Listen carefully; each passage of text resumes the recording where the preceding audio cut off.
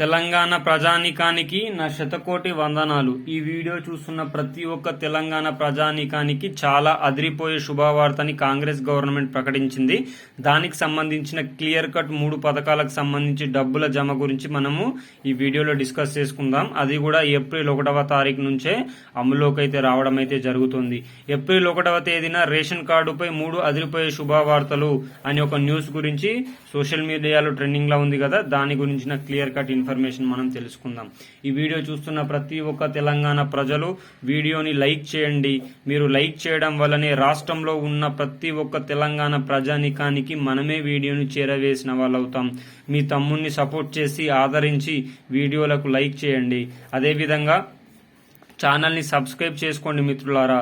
మీరు సబ్స్క్రైబ్ చేసుకోవడం వల్ల మనం తెలంగాణ రాష్ట్ర ప్రభుత్వం కానీ, ఆంధ్రప్రదేశ్ రాష్ట్ర ప్రభుత్వం కానీ, సెంట్రల్ గవర్నమెంట్ కానీ ప్రవేశపెట్టే వినూత్న ప్రజా సంక్షేమ పథకాలకు సంబంధించిన వివరాలను, దాని ప్రాముఖ్యతను, దానికి సంబంధించిన పూర్తి సమాచారాన్ని సమయానుసారంగా, నిర్దిష్టానుసారంగా, ఎలాంటి లోటుపాట్లకు తావివ్వకుండా, ఎలాంటి సందిగ్ధతలకు లోనివ్వకుండా మీ ముందుకు ఒక పూర్తి సమాచారం తీసుకువచ్చే బాధ్యత నాది.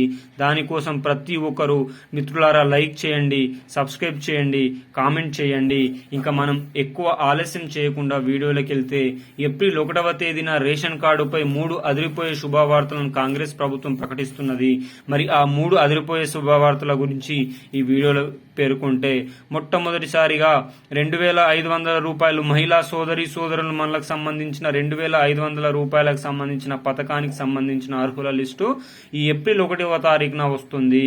సో దీన్ని లోక్సభ ఎన్నికల ముందే ప్రతి ఒక్క మహిళ చేతిలో 2,500 రూపాయలని ఇచ్చే యోచనలో మన కాంగ్రెస్ ప్రభుత్వం అయితే ఉన్నది. ఎందుకంటే 14 సీట్లను కొల్లగొట్టాలనే ఆశతో కాంగ్రెస్ ప్రభుత్వం తన పావులను కలుపుతూ ఉన్నది. సో దీన్ని దృష్టిలో పెట్టుకొని మహిళలకు 2,500 రూపాయలను ఇచ్చి మహిళలందరినీ ఓట్ల బ్యాంకుగా మలుచుకొని కాంగ్రెస్ ప్రభుత్వం తెలంగాణ రాష్ట్రంలో జెండా ఎగరేయాలని చూస్తుంది. దీనికి తగ్గట్టుగానే బీజేపీ కూడా తన పావులను కదుపుతుంది. బీజేపీ కూడా చాలా వినూత్నమైన ప్రజా సంక్షేమ పథకాలను అమలులోకి తీసుకొని రాబోతుంది. దానికి సంబంధించిన పూర్తి సమాచారం నేను నెక్స్ట్ వీడియోలో ఇవ్వడానికి ప్రయత్నిస్తాను.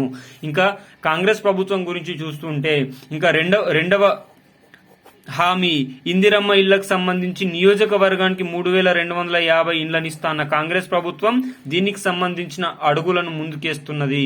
ఆల్రెడీ ఎవరైతే అర్హుల లిస్టు ఉందో దానికి సంబంధించి అర్హుల లిస్టులను కూడా ఈ ఏప్రిల్ 1వ తారీఖున విడుదల చేసి లోక్సభ ఎన్నికలకు ముందే ప్రతి ఒక్క తెలంగాణ ప్రజానీకానికి నియోజకవర్గానికి 3,250 చొప్పున ఇచ్చిన హామీలలో భాగంగా మొదటి విడతగా కొంతమందికి ఇండ్లనిచ్చే యోచనలో ప్రభుత్వం అయితే ఉంది. మూడవది ఆసరా పింఛన్లకు సంబంధించి పెరిగిన ఆసరా పింఛన్లను కూడా అత్యంత త్వరిత వేగవంతంగా ఇచ్చే యోచనలో ప్రభుత్వం అయితే కనిపిస్తా ఉంది. ఏది ఏమైనా ప్రజలు, మిత్రులు, నా శ్రేయోభిలాషులు మన ఓటు హక్కును మాత్రం అమ్ముకోకండి. మనల్ని పరిపాలించే ప్రజా సంక్షేమ నాయకులకు మాత్రమే మనం ఓట్లేసి మన తలరాతను మనమే మార్చుకుందాం. జై జవాన్, జై కిసాన్, జై హింద్, జై భారత్.